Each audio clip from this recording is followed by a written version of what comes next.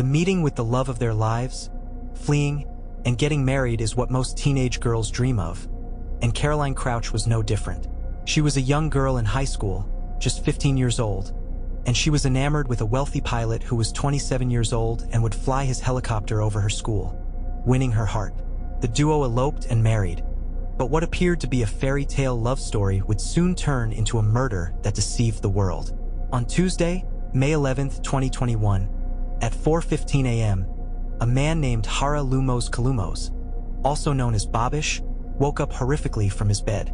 At the time of the incident, he had rented a 2-story apartment in the suburbs of Glyka, an area located on the outskirts of Athens, Greece. Babish had little time to resist as 3 men with concealed identities wearing hoods attacked him, armed with guns. They immediately began to tie up Babish and then blindfolded him with duct tape, leaving him unable to do much while the thieves turned their attention to his wife, a 19-year-old named Caroline Crouch. The whole incident alarmed their 11-month-old daughter who was sleeping nearby. The thieves, speaking in a Greek-Albanian accent, repeatedly asked about the money. Caroline was unaware that what seemed like a robbery would turn into a crime that would end her life. Caroline Crouch was born to her father, retired engineer David Crouch, and her mother, Susan de la Costa, on July 12, 2000, in Athens. When she was only 8 years old, the family moved to Alanissos Island, the place where she grew up. They moved there because David and Susan had loved the coastal ocean since they were young. Caroline spent her life by the beach, where she was passionate about diving and swimming. She met her future husband Babish during an event called Great Friday Parade in 2017. At that time, Babish was a commercial helicopter pilot, and Caroline was 15 years old. 3 years later, the couple married in Portugal on July 2, 2019. A few days before her murder, Babish and Caroline had bought a piece of land and had plans to build their dream home on that land for themselves and their infant daughter. To facilitate the purchase, Caroline received a gift of 50,000 euros from her parents, and for the construction costs, the couple had about 10,000 euros saved in their home. At that time, people in Greece were not relying much on banks as they were in constant danger of bankruptcy. Given this situation, it was common for people to keep cash in their homes as it was considered a safer option. Perhaps Caroline adopted the same perspective regarding cash storage and did not expect what would happen on May 11th. Babish, Caroline, and their daughter experienced fear as the thieves asked them about the money in an attempt to end the tragedy that had befallen them. Babish told them exactly where the money was hidden, which was considered an unconventional place. The thieves opened a Monopoly game box and took all the money belonging to Babish and Caroline for purchasing their dream house, but they were not satisfied with that. Each of them continued to roam from room to room, stealing jewelry and other items of significant financial value. The thieves wanted more, but Babish and Caroline offered all they had, and in desperation and fear, they pleaded for their lives and the life of their daughter. Babish heard his wife's screams while the thieves pointed a firearm at their 11-month-old infant. Even though he was blindfolded, he kept resisting, but the rope around his neck was so tight that he kept losing consciousness. Finally, he lost consciousness and regained his senses after a while. When he regained consciousness, he discovered that the men had left the house, and in that moment, the only thing he could hear was the painful cries of his daughter. After about 30 minutes, Babish was able to reach for his mobile phone and called emergency services using his nose. As soon as the connection was made, Babish screamed for help and asked emergency services to send an ambulance, providing them with his location since he was covered with duct tape on his mouth. The call was filled with muffled words. The police officer on the other end asked Babish to clarify what happened, but all he could say was that the thieves entered. An hour and a half had passed since the thieves broke into the home of Babish and Caroline, and rescue teams arrived at the scene at 6 a.m., climbing the front steps to enter the house. What they saw could only be described as horrific. Inside the living space and kitchen, everything had been completely destroyed. Drawers were open and empty, with clothes and other items scattered all around. Among them, there was an open Monopoly box, the very box where Babish and Caroline had hidden the money. The rescue teams also found a security camera on the living room couch that appeared to have been smashed against the walls, while the camera lay on the couch. The memory card was missing, and on the stairs hung the body of a white husky puppy that had been strangled with its own leash. Babish was found on the floor of the master bedroom, his eyes and mouth covered with duct tape reaching up to his neck, and the restraints prevented his hands and feet from moving. On the bed, Caroline Crouch lay unconscious, and their infant daughter was beside her, crying and pushing her mother in an attempt to wake her. Caroline was pronounced dead, while her daughter, who appeared distressed, seemed uninjured. However, the rescue workers were quick to notice Caroline's pale skin and deemed that she had been murdered. Babish was visibly shocked when he was freed from his restraints and saw his wife's body, the woman he had loved for 5 years. The officers were quick to ensure the safety of the infant and began questioning Babish based on his account of the incident. Based on the crime scene, the presence of 4 men was established. Police officers concluded that 3 men entered the home while the 4th kept watch. They pieced together the entire sequence of events leading up to the murder and the escape as follows. The thieves approached the house via a dirt road leading to the back entrance, failed to break the back door, and then removed the security screws from a basement window to gain entry. After entering the apartment, they killed Roxy, the 7-month-old husky, using her own leash as a weapon, and then the 3 entered the master bedroom where Babish and Caroline were sleeping. They then proceeded to ransack the house and took the money from the Monopoly box. Before leaving, they killed Caroline by smothering her with a pillow. Since Babish was in a state of consciousness and unconsciousness, the thieves may have assumed he was dead and left, believing they had left no witnesses. Regarding Caroline's death, it was revealed that it was not an instantaneous experience. The 20-year-old woman endured an attack lasting approximately 6 minutes. The bruises on her body showed signs of defense, and those on her lips and tongue indicated the possible use of sharp objects. No signs of sexual assault were found, despite the extensive damage inflicted on the couple's home. The thieves left no tangible evidence behind. The only thing rescue workers found in the house was a mask belonging to one of the thieves. Based on Babish's description of the incident, it was inferred that the mask had fallen off while Babish was resisting. This might be a small piece of evidence in a case of this magnitude, but the fallen mask was enough for Babish to describe the perpetrator. A sketch was created of a person with dark hair and an overweight build, based on the details shared by Babish. Despite his confusion, Babish was able to identify 2 types of firearms used. According to him, the thieves had a black pistol and a silver Colt. Investigation details revealed that the thieves managed to escape with 100,000 euros in cash and jewelry worth 20,000 euros. Furthermore, police deduced that this was an operation carried out by professional criminals who had been watching the family and were waiting for the right moment to strike. Additionally, a police spokesperson stated that it was a brutal and violent crime, considering it an act of a person devoid of emotions and with a strong antisocial personality. Numerous speculations soon emerged, as investigation details provided more insights into the murder. One of the key ideas in everyone's mind was that if money was the motive, then why was murder necessary? Some other speculations raised claims that the thieves were under the influence of drugs and could not control their actions, or perhaps Caroline had seen or recognized them. Caroline resisted and stood firm against the attack, given that she was a black belt in kickboxing, and the thieves had to silence her and satisfy their greed. Alarms were raised when Caroline began to scream as the weapon was directed towards her 11-month-old daughter. Although all of this was just speculation, investigators were certain of one thing: the attack had been premeditated.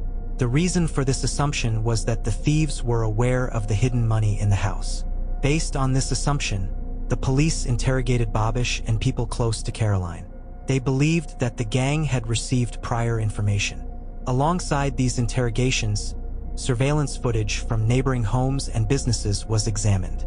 In the footage, police identified a dark-colored vehicle followed by a motorcycle that was roaming around the couple's home on the morning of the murder. Caroline Crouch was buried 3 days after the brutal murder on the Greek island of Alonissos, the same place where her parents fell in love, and the same place where she grew up. Babish paid tribute to his wife, stating that he was lucky to have met a queen, incredibly fortunate that she loved him, and even luckier that she was the mother of his daughter. He explained that their daughter would grow up without remembering her mother and added that Caroline loved life and would always be close to him through their daughter. While Caroline was being buried, a vehicle was stopped in northeastern Greece during a routine checkpoint, containing a 36-year-old Georgian man named Georgi Hartsivali. On his way to the Bulgarian border, he presented a passport that was later identified as fake. Who is this man and how is he connected to Caroline's murder? This man was later identified as Georgi Haradzishvili, a violent criminal with multiple prior convictions.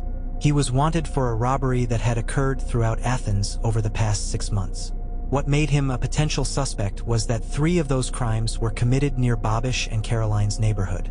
One of the 3 incidents occurred in December when Haradzishvili and 3 others broke into a house through a back window, similar to what happened to Babish and Caroline, and then proceeded to drag the girl by her hair, threatening to butcher her. During that robbery, they stole 100,000 euros in cash and jewelry. The next strike was on March 7th, just 2 months before Babish and Caroline's murder, where another robbery involved 4 others and an elderly couple being robbed in front of their home. Money and other items of considerable financial value were stolen. If the patterns were not sufficient to paint him as a suspect in the murder, the striking resemblance to the sketch created using Babish's description added to the evidence against him. The evidence against Haradzishvili included a history of violent robberies, an attempt to flee the country, and the resemblance to the sketch. Given all this, the police were confident they had found the perpetrator. Haradzishvili was arrested and interrogated for 4 days, during which physical means were used to extract answers. He was repeatedly questioned about how he arrived at the scene, entered the home, and killed Caroline. The physical means used to obtain answers left marks of concussion on his body, yet he continued to affirm his stance, claiming he had never heard of Caroline Crouch. The evidence collected by the police against Haradzishvili led to a lack of concrete evidence, and as a result, he was cleared of any involvement in the murder. As a consequence, 3 homicide detectives in Athens were promoted. The police continued the investigation by turning their attention to a local Albanian organized crime group. Initially, they had a list of 100 individuals that was later narrowed down to 10. These 10 were individuals included in the criminal list known as the Red List. Their photographs were shown to Babish, but the police did not disclose any further details. The case took longer than usual to solve, and the public began to lose patience as racially motivated crimes had increased. Information regarding Caroline's case was so scarce that even a substantial monetary reward failed to solicit the residents. Athens was now living in fear without knowing who the next victim would be. Media reports at the time stated that experts claimed this was not an ordinary case, and if it were, it would have been solved. Investigation details revealed that there was no DNA or fingerprints. Caroline's family was clearly grateful for the ongoing efforts to achieve justice. Babish told reporters that he hoped what happened to him would not happen to anyone else, supporting the police efforts, and continued to appear in the media to keep Caroline's case alive. Babish was also active on social media, answering questions and expressing his gratitude for the continued support. A breakthrough occurred on June 7th, 37 days after Caroline's brutal murder. A small memorial service was held in Alanissos, and those present at the ceremony noticed the detectives present. The investigators waited for the event to conclude before they discreetly approached Babish, asking him to accompany them to Athens. At that time, the investigators had new information regarding the case and urged Babish to come and identify the man. Babish was unaware of what the future held for him, but he agreed. By that time, the investigations had tracked a significant amount of evidence and analyzed several key details regarding the night Caroline was murdered. These details did not match what Babish had reported. Babish told the police that the thieves broke into the house through the basement window, but that window was too small, and according to Babish's description of the perpetrator's build, it could not have been that point of entry. Babish also claimed that the house had been ransacked by the thieves. However, neighbors reported to the police that they heard nothing of the sort, and that the sounds that night were the couple's dog in distress, not indications of a break-in, shouts for help, or cries of an infant. There were no fingerprints or DNA in the house. Questions arose about why the thieves would bind a man and struggle with a woman, as Babish had claimed. He stated that the thieves removed the memory card from the security camera in the living room, but the data from the camera indicated the card was removed at 1 a.m., hours before the alleged thieves entered the house. Further details revealed that Caroline was wearing a smartwatch that monitored her heart rate. The heart rate readings from 3:58 a.m. showed she was asleep, but the readings at 4:05 a.m. had risen by 50%, indicating severe physical and mental stress. The readings at 4:15 showed that her heart had stopped, which was before the time Babish claimed the murder took place. Additionally, Babish had a fitness app on his smartphone, which revealed that he was moving during the time he was supposedly restrained. The police also tried to reenact how Babish could have called emergency services with his phone, but no one could replicate that. Investigations revealed that Caroline had been trying to book a hotel for herself and her daughter the night she was murdered, and a text message sent to a friend showed that she had threatened to leave Babish. When Babish met Caroline, he was on vacation in Alanissos, where his mother lived and she was a teacher at Caroline's school. At that time, Babish was attractive, intelligent, and loved taking pictures, and was in a good financial position. He caught Caroline's attention by flying his helicopter over her school. This was the sort of dreams that most teenage girls fantasize about. But in Caroline's case, she was unaware that this dream would soon turn into a nightmare. She believed they were the perfect couple. Her family trusted her, saying she was happy. Babish proposed to Caroline after a year and a half of dating, during which Caroline was still a minor. However, she turned 18 just 3 days later. The couple exchanged vows and settled in Glyca. In the early years of their marriage, Caroline entered college in Athens and Babish continued to work as a pilot.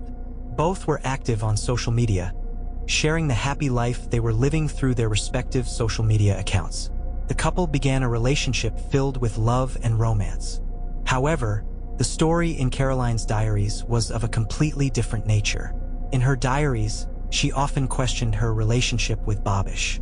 In 2019, she wrote about her arguments with Babish and the seriousness of these disagreements.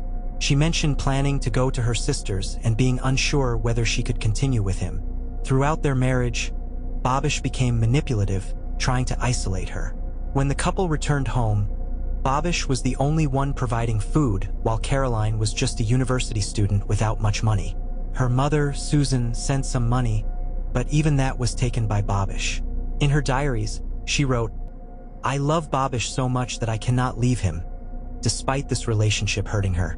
Details of a tearful confrontation with her husband were also found in her diary. She mentioned wanting to leave Babish, but due to being pregnant, she couldn't. Caroline wrote, "I stayed with him so that my daughter wouldn't grow up without her parents." She also wrote on July 20th in her diary, "Today my daughter is 1 month old. It is also the day I told Babish I wanted to leave. I feel bad." Her diaries contained references to a house in Athens. What seemed like a fairy tale love story for Caroline has now turned into a life filled with pain, horror, despair, and separation. A life she could not escape from, which ultimately would consume her. Phone records just hours before her murder also revealed conflicting text messages and arguments with Babish, indicating the breakdown of their relationship. Investigators informed Babish that he had become the new suspect in the murder case. Conclusive and compelling evidence was presented that revealed contradictions in the details provided by him initially. He was interrogated for 8 hours before finally breaking down, starting to confess, but the confession was full of fabrications. He told police that he and Caroline had started arguing on May 10th, the night before the crime occurred. Babish continued, saying they had only argued about their daughter and that Caroline was determined to take her and leave him, which made Babish lose control. He claimed that the child was his entire life. Additional details from that night from Babish state that Caroline threw their infant daughter in the crib and ordered him to leave the house. He claimed that Caroline resorted to physical violence, pushing him and hitting him. Babish added that due to this, he became confused, and as a result, he exploded, simply smothering her and pressing her face with a pillow using his full weight, killing her in cold blood in front of their 11-month-old child. He mentioned that he thought about getting rid of the body but realized that would not be possible. Soon, the idea of blaming someone else came to his mind. He staged a home invasion to make it seem real by killing the puppy and placing their child next to her mother's body, and he proceeded to bind himself with some ropes and duct tape. He implied that he deserved to be punished and owed a big apology to everyone he had wronged while believing that his actions were unjustified. He attempted to shift the blame to Caroline, saying he became unstable and violent after they had a child, who would now have to grow up without her mother. The child who would never know who her mother was, because her mother had been brutally killed by the man she once loved. The case was later dubbed the murder that fooled the world. Babish grew so confident in his ability to escape justice that he did not bother destroying key evidence. In May 2022, he was charged with murder, obstruction of justice, lying to authorities, and animal cruelty, and was convicted.